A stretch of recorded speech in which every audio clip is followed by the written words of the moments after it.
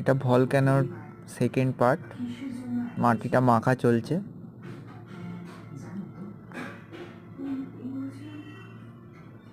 আগ্নেয়গিরি পর্বত বানানোর জন্য।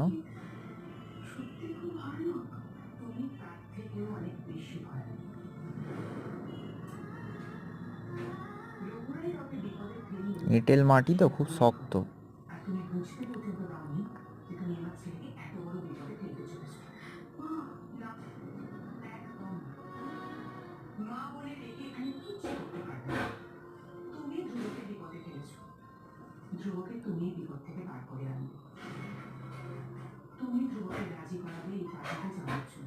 ব্যাস, মাখা মোটামুটি কমপ্লিট। নেক্সট পার্টে আরও কিছু দেখাবো।